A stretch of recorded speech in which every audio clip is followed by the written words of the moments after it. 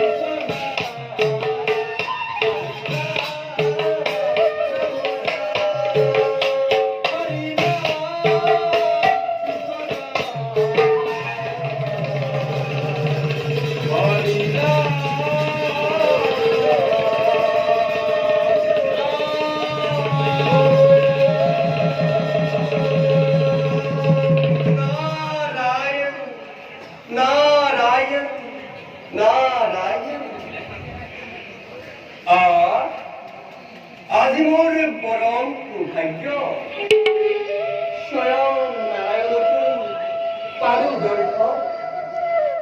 হে বিশ্ব ব্ৰহ্মাণ্ডৰ হে প্ৰভু কমল লোচন, হে ঋষি নাৰদৰ পংকজ কৰিব গ্ৰহণ। নিশান্ত কাৰণ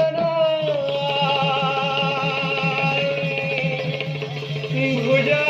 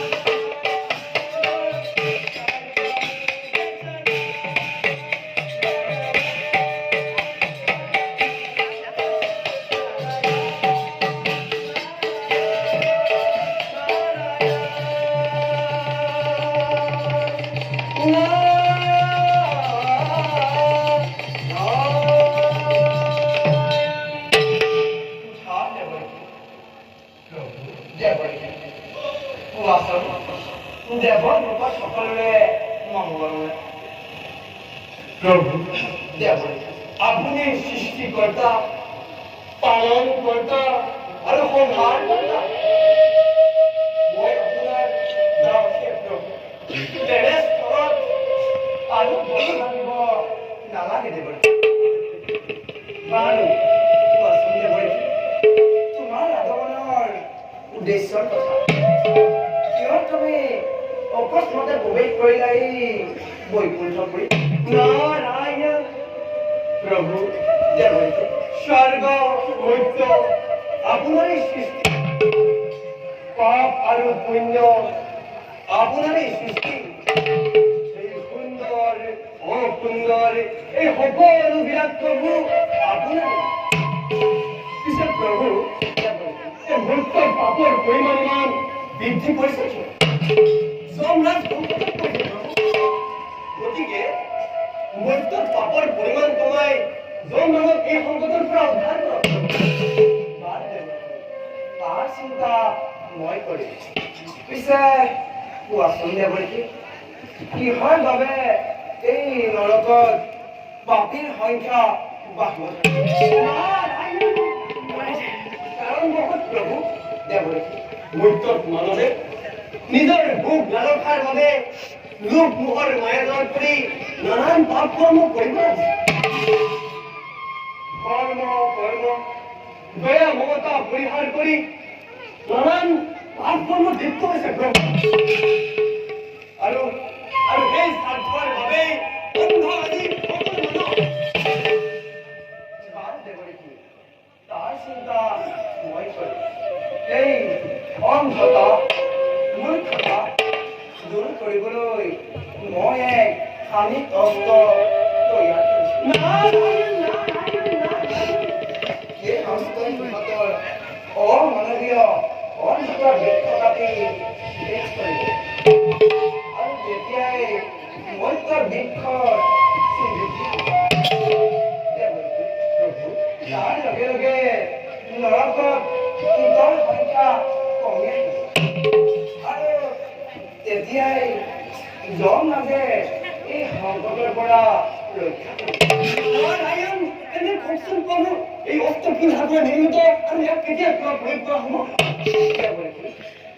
এই অস্ত্ৰসমূহ ধাতুৰে নিৰ্মিত। নিৰ্মাণ হৈছে কেৱল ধৰ্ম।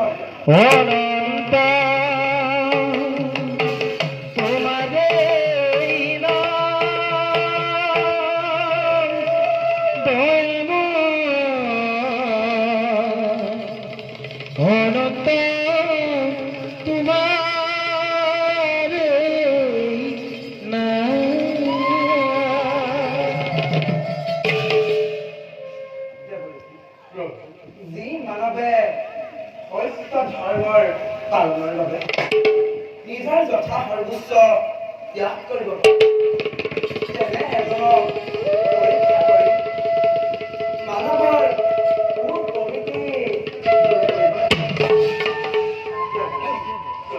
এই পৰীক্ষাৰ বাবে অযোধ্যা ৰজা হৰিশ্চন্দ্ৰ জানৰ মহাত্ম্য এই পৰীক্ষাৰ বাবে যমৰাজে শ্মশানৰ চণ্ডাল হৈ আৰু দেৱৰাজ ইন্দ্ৰই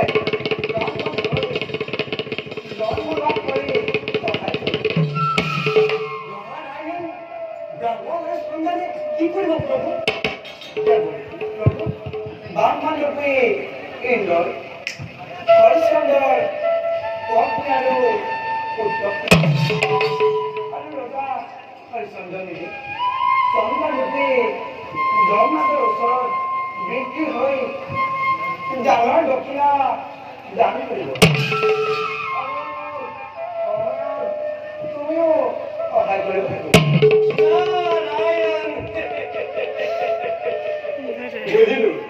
বুজিলো প্ৰভু। তেন্তে ৰজা হৰিশ্চন্দ্ৰই মৰ্ত্যৰ মানৱৰ মাজত পুণ্যদাতা হৈ জিলিকি থাকিব পাৰে। প্ৰভু পুৰুষৰ তুলস্পৰত পৰিপাত জনাই দেখি ধৰদেৱে মাগিলো বিদায়। ঈশ্বৰাদিত্য